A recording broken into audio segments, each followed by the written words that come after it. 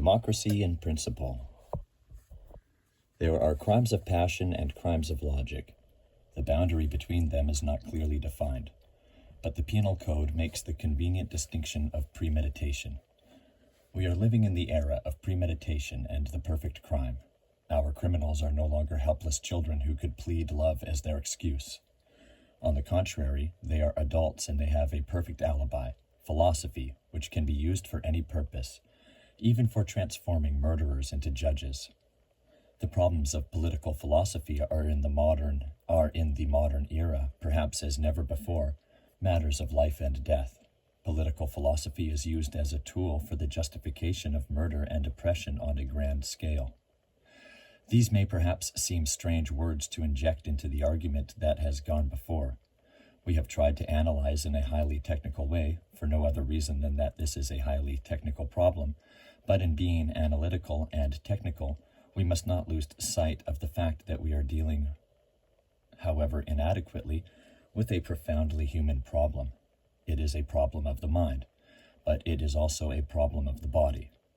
If political philosophy has been used to transform murderers into judges, it is the obligation of the political philosopher to put these reasonings to the test of rationality.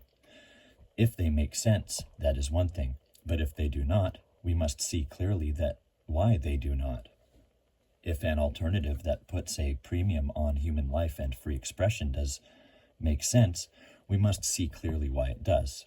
This is what political philosophy is for. To see these problems clearly, it is to see them as highly technical questions. We have had all the vague, emotive outbursts that we need in political philosophy.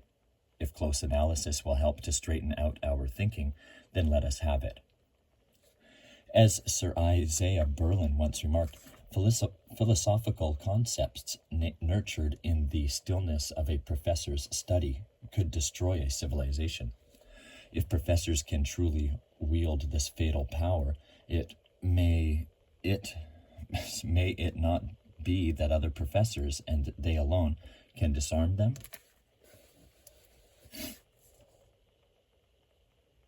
Philosophical concepts nurtured in the stillness of a professor's study could destroy a civilization. If professors can truly wield this fatal power, may it not be that other professors, and they alone, can disarm them? Despite our close analysis, however, we dare not lose sight of the background of human misery and happiness against which our analysis is conducted. What we are talking about is perhaps the most important problem that faces modern man. While we may operate in a rarefied atmosphere, inhabited by excursus on the empirical hypothesis and the analyticity of deductive inference, at root the problem is one for men in all walks of life. We are talking about ultimate political choice between open society and closed society, between democracy and totalitarianism. One can approach this problem in many different ways. We have moved toward it by means of a logical analysis of the notion of rational justification, because this seems to me the most fruitful way. We have thus taken logical positivism as our philosophical point of departure, and if one searches for a term that will describe the line we have taken, perhaps post-positivist as good as any, our situation is typically and peculiarly modern. We are not willing to accept traditional natural law, deductive absolutism, nor are we satisfied with relativism. This major dilemma of 20th century political thought is what we are striving to deal with.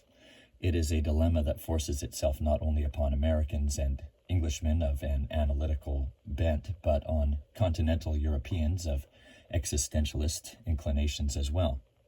In a certain sense, logical positivism and existentialism have arisen to confront the same problem, in more ways than adherents of both positions would like to admit. They are similar. They both follow in the wake of the problem created by modern science, the problem of limited and finite man faced with an inscrutable universe. The positivists have striven to point out and delimit the narrow area in which these finite men can operate, and thus they have tried to limit us to talking empirical hypotheses and tautologies. What is left is said to be a realm of irrationality, a realm of emotion. The existentialists, feeling the profound inadequacy of this view, have asked us to take a leap of faith into this irrational realm. It is either this or, as some have contended, nothingness. But is this move away from the empirical hypothesis and the tautology really irrational? From our post-positivist position, we have said no, and have, I think, shown why. It strikes me that there is a post-existentialist approach to this problem as well, one that I find insufficient for reasons of linguistic imprecision and therefore, I can presume, of intellectual imprecision. Nevertheless, there is insight here. The remarkable Albert Camus seeks a rational ground for upholding the illegitimacy of murder, striking out in this way against Nazi and communist totalitarianism. What is instructive here is the place from which Camus begins. The important thing, he tells us, is not to go to the root of things, but, the world being what it is, to know how to live in it. Sound philosophizing requires that we stop addressing ourselves to fundamentally unanswerable questions such as, what is the purpose of life? What is the nature of man? What is the meaning of the universe? And that we begin to face the question with which we can deal, which, as it happens, is also the really important question. The question is simply this: the human situation being what is it rational to do? We are here now. What do? We have a context. What is the best recommendation in this context? By way of introduction, we give an answer to the problem with respect to science, but our main problem involves what we do in politics. Quite clearly, the first thing we must do in answering this question is to make specific the important aspects of the political context. It is all important that we be quite clear about the point from which we start. We begin with a context, with a situation. As a minimum, we must have a group of men and someone who is interested in setting up a procedure to make decisions for the group. This is not a premise which has to be justified or proved. It is simply a minimal statement of the situation that brings political philosophy into being. If there were no groups of men, and if there were no question of making decisions for the group, there would be no political philosophy. It is important that we stress this starting place, that we see the logical character of this statement of context. As soon as we begin to say that men by nature live in groups, or that men ought to live in groups, we put ourselves in an indefensible position. The truth of these propositions, insofar as they are propositions, is something, as Pierce and others have shown, that we cannot know for certain. Thus, a political philosophy that starts from these truths, or similar ones, is faulty from the beginning. I do not, I presume, need to point out that a great deal of the history of political philosophy is marked by first premises of this sort. Man is by nature a political animal, and men are motivated by a desire to preserve their own lives, begin political philosophies equally on the wrong foot. To talk first premises is to talk in terms of proof, and this is precisely what must be avoided. We start, therefore, not with fundamental axioms, but with a context. How much needs to be said about this context? Its dimensions are vast and its variables myriad. The whole corpus of political science is more or less relevant to describing it completely. For present purposes, we need, however, only point up certain significant features. As indicated, men in groups and decisions taken for the group are our basic points of interest. It would, I think, be a mistake to say much more about the men involved, at this point in our analysis at any rate. Clearly, when one seeks to install a certain political system among a particular group of men in the real world, the sort of men who make up the group is an extremely important factor. Their social and religious habits, their educational level, their experience with government, and their economic situation are all highly relevant to the problem of constructing an institutional arrangement. But to introduce these considerations is unnecessarily to encumber philosophical investigation, for these are essentially empirical matters which we should have to deal with not by philosophical speculation, but by observation. Different men will require different institutional arrangements, but matters of principle are relevant to all men, and for the moment we are talking about matters of principle. More, however, needs to be said about the character of political decisions, or to be more precise, governmental decisions. Here I think David Easton's definition of politics is helpful. Easton suggests that the political process can be described as the authoritative allocation of values for a society. I do not suggest, nor I think does Easton, that this is the definition of politics, but merely that it is helpful to look at our context in this way. The central concern of this essay may be fairly described as the rational choice of a decision-making procedure that will authoritatively allocate values for a society. We need not trouble ourselves with the use of the word authoritative, which is simply another way of saying governmental. What does need attention is the notion of allocating values. At core, any governmental decision on public policy denies certain things to some people and makes them accessible to others. In this sense, a government authoritatively allocates values for a society, not all values to be sure, but an important portion of them.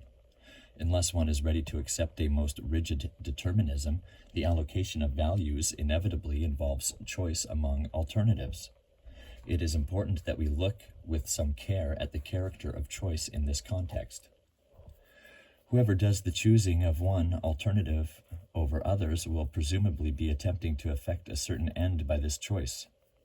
Decisions are not made, nor are policies inaugurated just for the sake of making decisions or inaugurating policies, although it is not inconceivable that this should happen. Choosing a policy thus involves, at least implicitly, a prediction as to a matter of fact. This is not to say that decision makers are always quite sure what will happen as a consequence of making a certain decision. It is to the everlasting credit of democratic decision makers, especially that they sometimes experiment with legislation. But it is fair to say that some prediction, however loose, is a part of the adoption of a governmental decision. That there is uncertainty here is precisely what we need to recognize. Moreover, this uncertainty is compounded by the possibility, indeed the very great likelihood, that even if immediate effects can be predicted with high accuracy, long-term effects, or the effect of this decision in the context of all decisions, will be even more unpredictable. Of course, this is not all that is involved in such decision-making. We must also introduce the notion of value, even if effects could be predicted with absolute accuracy, which is patently not the case. People can and will differ over the desirability of these effects. Questions of value may arise anywhere along the line with respect to short, intermediate, or long-range effects. Moral philosophers such as C.L. Stevenson have found it helpful to approach an analysis of ethics by concentrating on what is involved in ethical argument. In this connection, Stevenson notes, "When ethical issues become controversial, they involve disagreement that is of a dual nature. There is almost inevitably disagreement in belief, which requires detailed, sensitive attention, but there is also disagreement in attitude." It is, of course, obvious that we can regard political choices as matters of controversy and can thus make our point in Stevenson's language. There can be differences with respect to belief, i.e., with respect to matters of fact, and even if the questions of fact can be resolved, differences in attitude, i.e., preference, may remain. Man's situation in politics is an aspect of his situation in the world generally. The overriding characteristic of this situation is one of ignorance, of limited intellectual capacity. Socrates was right when he suggested that the essence of wisdom was the recognition of our intellectual limitations. The recognition of these limitations is the foundation of sound philosophizing. The human problem with respect to politics is not unlike the human problem with respect to science. Both arise against a background of ignorance and incapacity, and both are to be solved by recognizing these limitations. Peirce could posit a general recommendation as the overriding must of science, and we must likewise find a general recommendation that will serve as the overriding must of politics. If the political context is as we describe it, involved with predictions as to matters of fact that cannot be resolved with certitude, compounded by value preferences which similarly cannot be resolved, our problem of the rational choice of a decision-making procedure begins to show itself as soluble. It is soluble if we look for a recommendation that can be justified in context, not for a theorem that can be proved by demonstration. As we approach this problem, we should do well to again call to mind the directive we examined earlier, namely, only by seeing what cannot be done, we see what can be done. Our introductory question is thus, what cannot be done in political philosophy? Let me answer this at first categorically, and then undertake a justification for my answer. My answer is this: political philosophy cannot demonstrate in any ultimate sense that rule by one or by a few is the ideally best form of government. I do not need to say that a good many political philosophers have attempted precisely this, but they have always failed, and, I suggest, always will fail. Let us be careful that we do not say too much here. I do not intend to suggest that it is never reasonable for one man or a few men to make decisions for a society in the real world. It is, of course, quite a reasonable proposal in a complex nation such as the United States, and it may be equally reasonable in politically underdeveloped societies. What I do intend to say is that it is never reasonable at a level of ultimate principle, or, if you will, at the ideal level. One may quite plausibly argue that foreign policy decisions in the United States need to be taken by one man or by a small group of men, given certain goals, the necessity of speedy action, etc. In short, as a matter of practicability. But as a matter of ultimate principle, and this is where political philosophers ordinarily operate, it is never reasonable. Let us see what kinds of arguments the political philosopher could advance in support of elite rule as a matter of ultimate principle. We deal here both with conceivable arguments and with arguments that, as a matter of historical fact, have been advanced. Professor Leslie Lipson presents the major arguments diagrammatically.